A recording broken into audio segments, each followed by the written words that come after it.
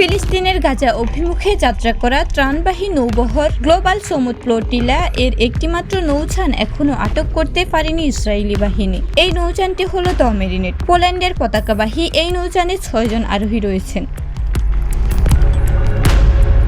ফ্লোটিলার live tracker অনুযায়ী marinate আন্তর্জাতিক জলসীমায় ভেসে চলেছে।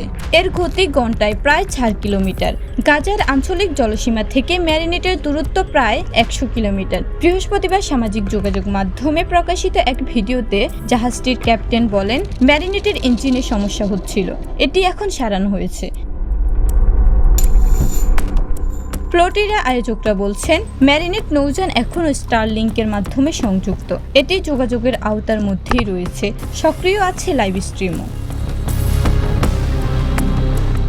ইনস্টাগ্রামে দেওয়া এক পোস্টে গ্লোবাল সমুদ ফ্লোটিলা জানিয়েছে, অন্য জাহাজগুলো আটক করলেও মেরিনেট এখনো ভেসে চলছে।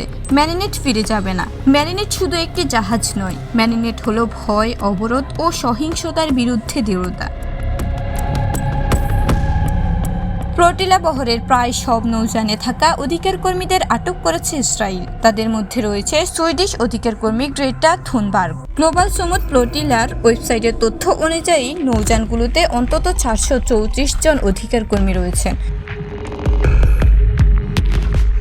ইসরায়েলের এমন পদক্ষেপকে সন্ত্রাসী কর্মকাণ্ড উল্লেখ করে নিন্দা জানিয়েছে অনেক দেশ।